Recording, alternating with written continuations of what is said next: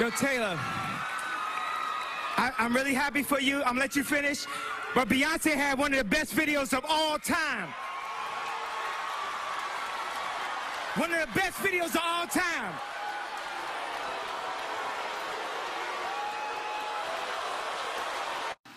When Kanye West embarrassed fellow musical artist Taylor Swift at the 2009 Video Music Awards, he became the center of media attention. Kanye West became a trending topic on Twitter for days after, with users cursing the singer for his behavior. However, they weren't the only ones to offer their commentary about the rapper's actions. Prior to being interviewed by CNBC, President Barack Obama made a supposedly off-the-record comment caught on tape, calling the rapper a jackass for his actions. ABC reporter Terry Moran then leaked this information on his Twitter page. From this, his comment began making headlines and was even reported on CNN. Is it video? Okay, great, thanks. This is video of the President of the United States calling Kanye West a jackass after Kanye West went out the other day during the MTV Awards and decided that he should be the guy who decides who wins an award over Beyonce. It's kind of interesting. We want you to listen to it, and then we're going to talk about it with Roland. The young lady seems like a perfectly nice person. She's getting her award. What's he doing? Why would he do that? He's a jackass. No, all this stuff. That's what King said. I'm assuming all this stuff. Where's the pool? Come on, guys. Cut the president some slack. This situation exemplifies an increasingly common ethical dilemma in journalism. In a world where an individual's every move can be posted on the internet, what should be reported as news? At what point does a person's private life become public?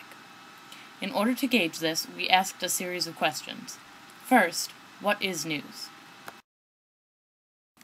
News can be separated into three categories: right to know, need to know, and want to know. News categorized as right-to-know information is public information that citizens have legal access to, such as health inspection records. News categorized as need-to-know information is pertinent news that impacts the lives of the public, such as legislation passed by local, state, or national government, research studies, and war updates. News categorized as want-to-know information is information of interest with little or no relevance or importance to the public. This includes Hollywood gossip and slander. Are social networking sites legitimate news sources? Today, many journalists and public figures use social networking sites such as Twitter and Facebook to publicize news or news articles. In a positive use of social networking to promote journalistic efforts, Anderson Cooper of CNN links to articles on CNN.com on his Twitter page. However, others abuse these sites by stating opinions or even spreading gossip. Was President Obama's comment legitimate news? The Society of Professional Journalists employs a code of ethics to determine what is legitimate news. The preamble to the Journalists' Code of Ethics states that members of the Society of Professional Journalists believe that public enlightenment is the forerunner of justice and the foundation of democracy. The Code of Ethics states that only an overriding public need can justify intrusion into anyone's privacy. The publication of President Obama's off-the-record comment is a clear intrusion into his privacy. The Code of Ethics furthers to demand that journalists show good taste and avoid pandering to lurid curiosity. In conclusion, President Obama's statement falls into the category of want-to-know information and is not news according to the Journalism Code of Ethics. But if it's not news, why is it on the news? Despite the lack of newsworthiness, the public continues to flock to entertainment news sources.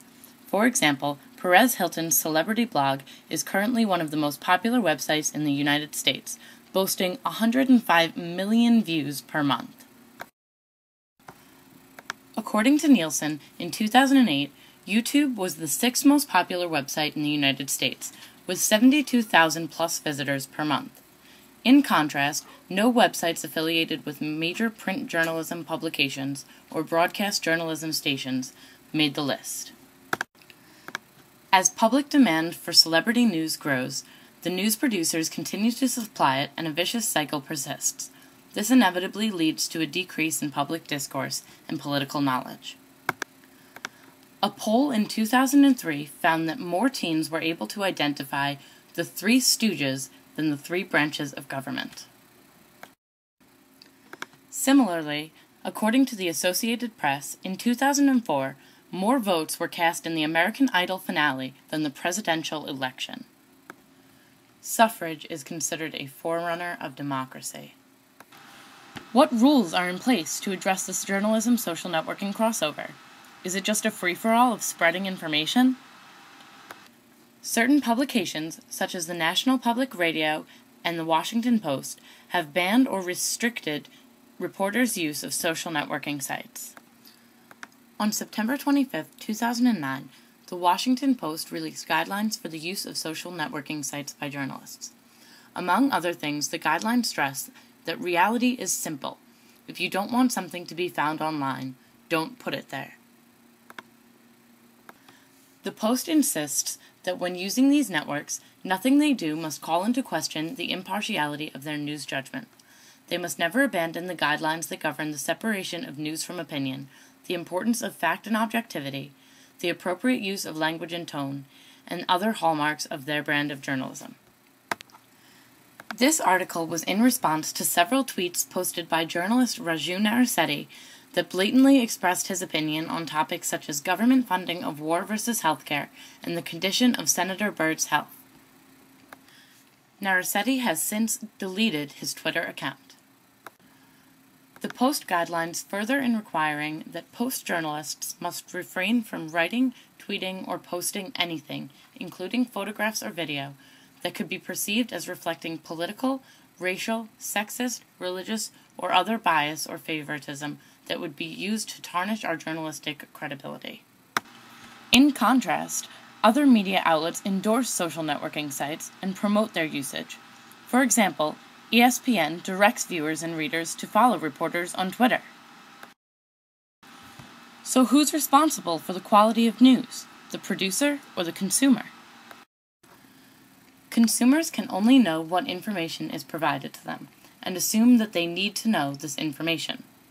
It is the duty of formal networks to focus attention on important issues and what the public actually needs to know in order to be aware citizens.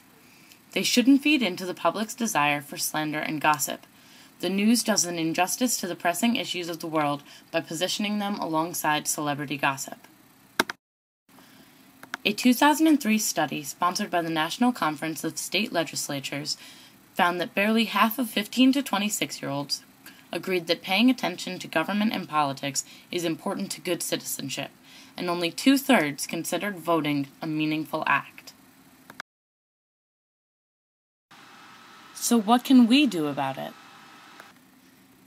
In order to preserve the integrity of journalism, journalists have to draw a thick line between news and gossip, placing them into completely separate categories and publishing them on separate networks.